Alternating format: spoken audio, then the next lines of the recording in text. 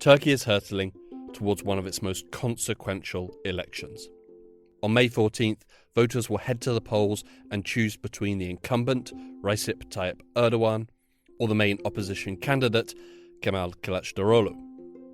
Unlike previous electoral battles, Erdogan is facing an uphill struggle, with the country's economy failing to grow and the aftermath of February's devastating earthquake still occupying the minds of many.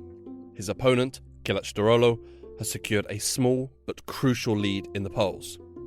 The two men have spent recent weeks travelling around the country, shaking hands, holding rallies, and giving interviews. At one interview, on April 16th, Kilicdaroglu raised more than a few eyebrows when he took aim at Turkey's drone industry and called for greater state control. If you only give it to the private sector, let's say let our friend build an unmanned aircraft. If you only give it to the private sector like this is a big risk for Turkey. His comments caused such consternation that he was forced to swiftly backtrack just a few days later. Kilicdaroglu's campaign misstep highlighted the important place that Turkey's arms industry, and in particular domestic drone production, holds in Turkey. This week we ask, what makes Turkey's drones so special? How do they fit into Turkey's wider arms industry? And will they retain their special status if the man at the top changes? I'm Hugo Goodridge, and you're listening to The New Arab Voice.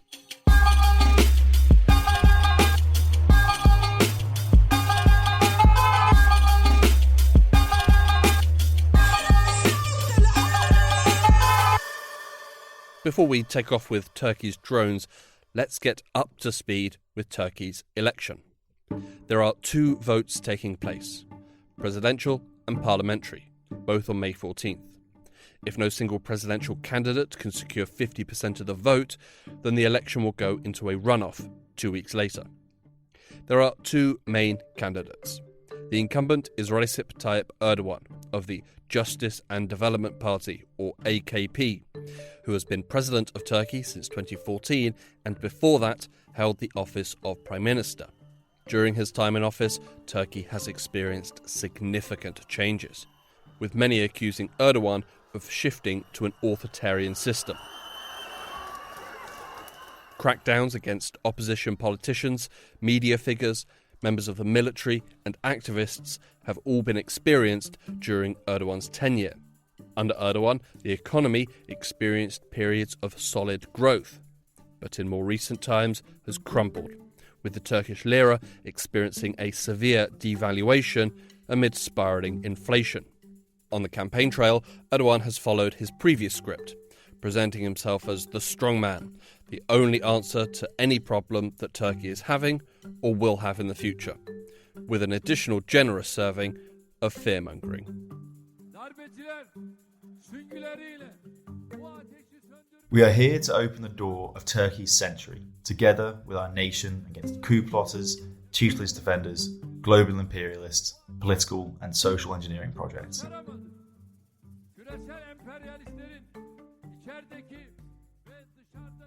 In spite of the authoritarian bent of his government, Erdogan still retains a strong following across the country. Of course I have decided. I will vote for the AKP. I will vote for Recep Tayyip Erdogan. Now, if we come to the reasons, we know how much value and importance he gives to young people.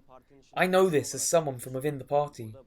In the programmes here, for example, we take care of our voters who will vote for the first time on their birthdays, neighbourhood by neighbourhood, name by name, and celebrate their birthdays.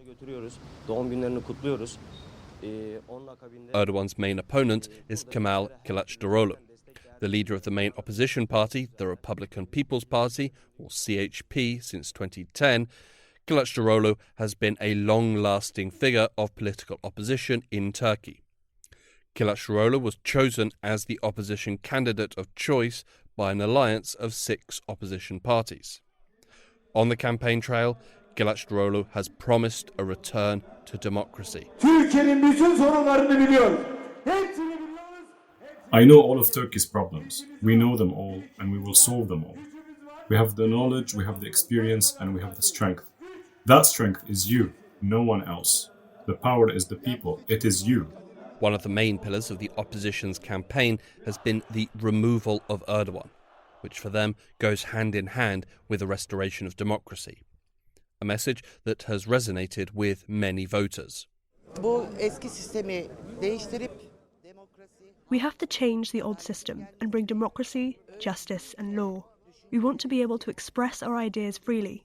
We want the economy to recover. We want a life without hunger, without poverty, a life where children do not go to bed hungry. Also running for president is Muharrem İnce and Sinan Oğan, although neither of these candidates has any real chance of winning. But with the most recent polling giving Kilicdaroglu the lead by the narrowest of margins, there is a chance that the other two candidates might split the opposition vote and force a runoff. However consequential the upcoming vote is, for the most part, the campaigns have progressed pretty much as normal. The candidates have managed to convince their supporters, who are already going to vote for them, and harden the resolve of those who had no intention of voting for them. There was some minor drama when Erdogan left an interview on April 26th, sparking rumours on Twitter that he had suffered a heart attack, but returned to the campaign trail a few days later, reporting that he was suffering from a stomach bug. One other point of note was the comments by Kilicdaroglu about the Turkish drones and where our episode started. Kilicdaroglu was speaking at a campaign event on April 16th, when he suggested that the production of military drones by a private company was a risk to Turkey. He said, They might sell it to the Americans tomorrow or give it to the Qataris as we have given the tank pallet factory to the Qataris. Impossible. In all democracies and authoritarian regimes of the world, the defense industry must work together with the state. Although he didn't mention the company by name, Kilicdaroglu was referring to Baykar. This prompted Baykar's general manager, Haluk Bayraktar, to tell CNN Turk it's very unfortunate to accuse the company of such a thing when it's not in question, adding, "No company in the defence industry in Turkey was on its own. You cannot produce without declaring it to the state. We export to 29 different countries by obtaining permission from the state authorities." Seemingly realising that he had made an electoral snafu, Kilicdaroglu backtracked, telling a rally in the city of Uşak, Was the indigenous defense sector kick-started with this government? The defense industry is a national issue, not a party issue. The stronger Turkey is in the defense industry, the more it sits at the table. The more it becomes a state that demonstrates its strength. He's not wrong. The drones have projected a strength. In fact, it's just one particular brand of drone, the Bayraktar TB2. It's been bought and used by Libya, Azerbaijan, Turkmenistan, Morocco, Ethiopia, Pakistan, Tunisia, Poland, and the UAE, to name just a few. Just this April, Romania was approved to purchase 18 of the TB2s. So why are they so popular? I would say the reason why the Bayraktars are so popular is because, number one, the producer of the company, Baykar, has done a good job in terms of advertising and public diplomacy of flaunting the successes of Bayraktars. This is Soner Kakapçay, Senior Fellow and the Director of the Turkish Research Program at the Washington Institute for Near East Policy. But secondly, I think, to me, Bayraktar as a weapon symbolizes what Turkey is. A middle power that gets the job done. And I think that's what Bayraktar is, you know. The Bayraktar TB2 has proven itself to be a real workhorse of the modern military, and a cost-effective one as well. A Bayraktar TB2 will set you back around $5 million. While certainly a lot of money, it is considerably cheaper than its US or Chinese counterparts. The US Reaper drone sells for around $32 million.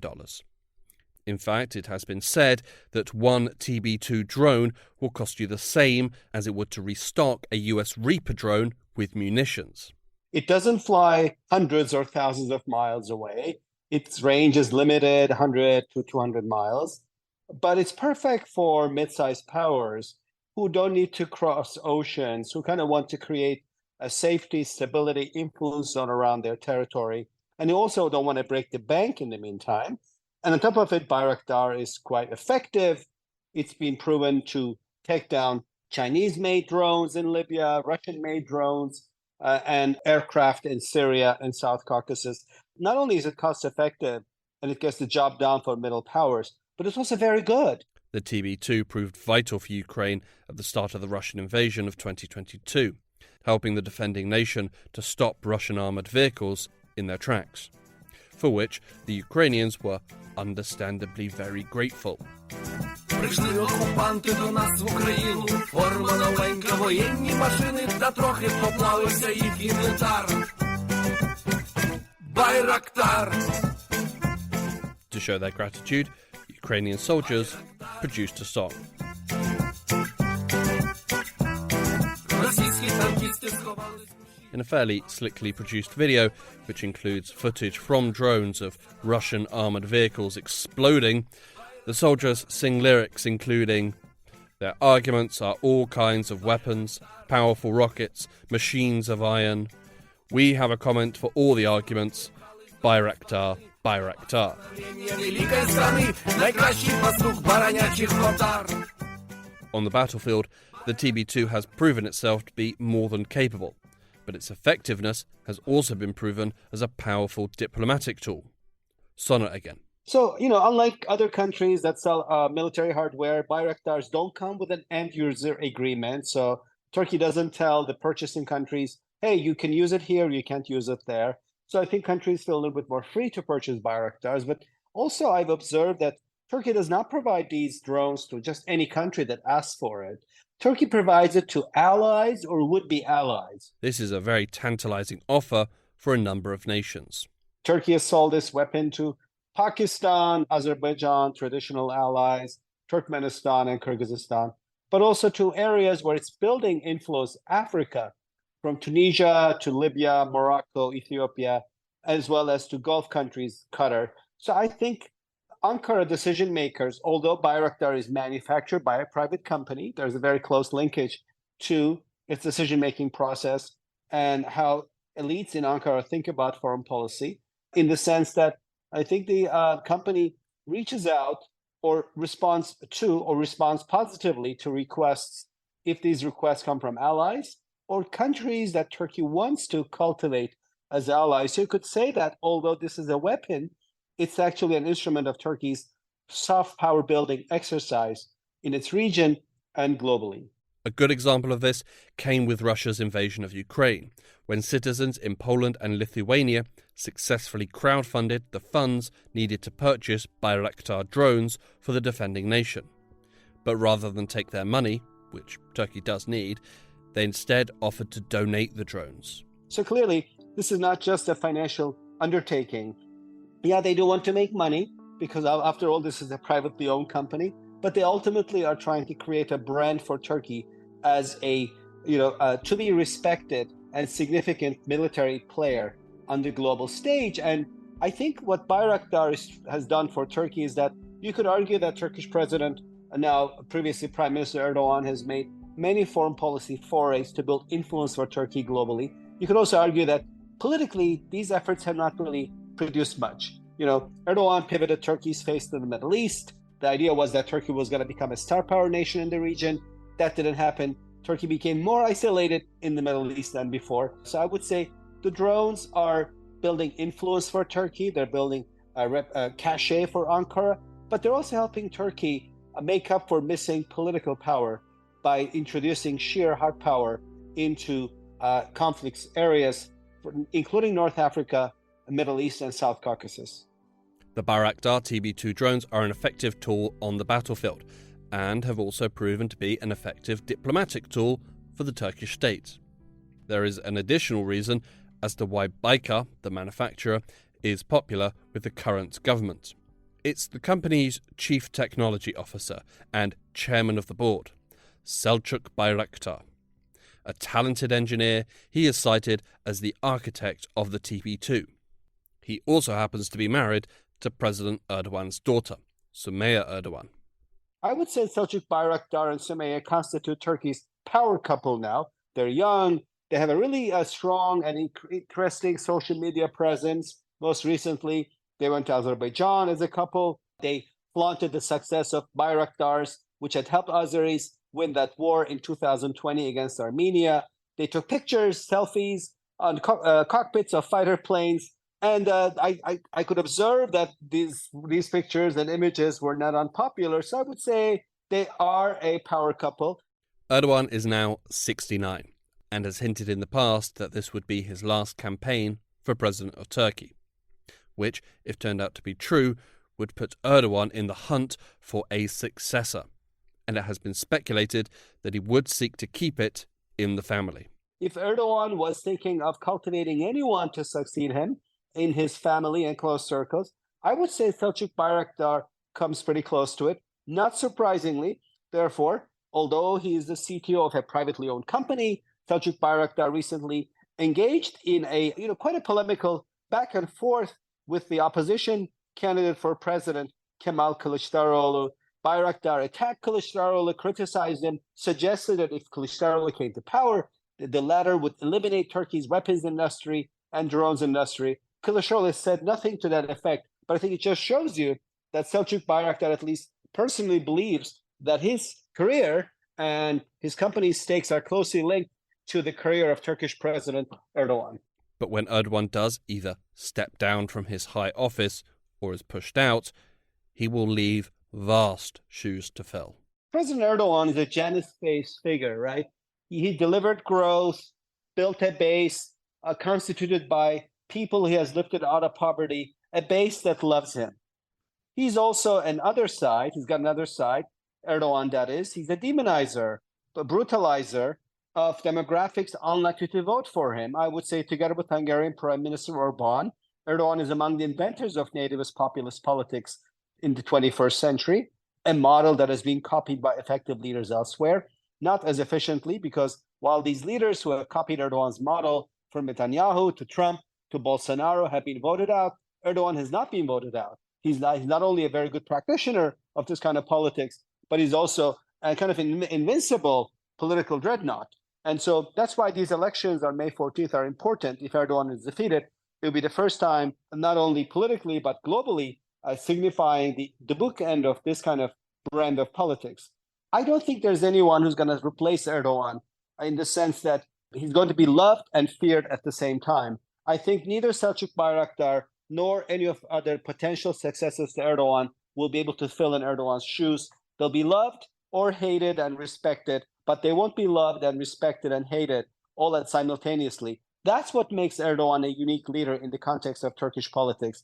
With his high-profile background in creating a successful military drone, there will likely be a space for Selçuk Bayraktar in politics if he wanted it. But the leap to Turkey's next strongman could be too far for the son-in-law.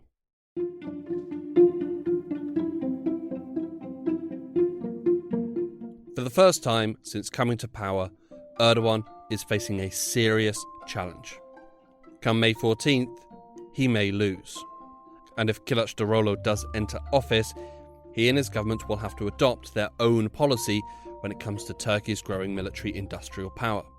According to Sona, if they listen to their voters, then the policy will likely continue. But I guess even pro-Kilicdaroglu citizens of Turkey and voters kind of like this newfound influence and cachet that Bayraktar has brought to Turkey. And even they like what Bayraktar represents, a formerly imperial power that is once again respected globally, a country that has overseas bases, presence in the Persian Gulf, in North Africa, South Caucasus, and has brought in allies as far as the Baltics and Central Asia, all because it is able to flaunt this technology. So unless the economy in Turkey comes down crashing and the economy has to be bailed out, I think that this new kind of found fascination with hard power in Turkey will continue to be the case, even if it is a Kilicdaroglu presidency going forward. During his time in office, Erdogan, together with his son-in-law, working from both ends, have created a global military brand. And in a sense, it's grown bigger than Erdogan. Bayraktar drones have become a supporting pillar of Turkish foreign policy. I think this company and its drones will remain as an element of Turkey's foreign policy decision-making, an element where Turkey strengthens allies, builds alliances with friendly countries, pushes back against adversaries, or by providing this drone platform to the countries that it chooses to. So I think it remains as an element of Turkish foreign policy decision making, even if this is a clear victory for the opposition going forward.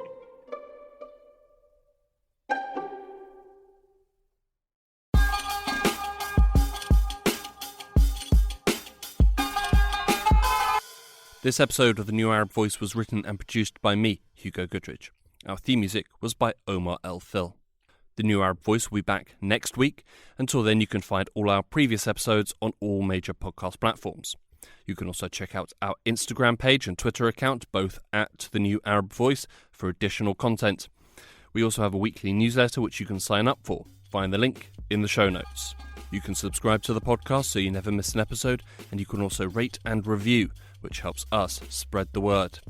Don't forget to follow The New Arab on Facebook, Twitter and Instagram for all the latest news, analysis and opinion from the region.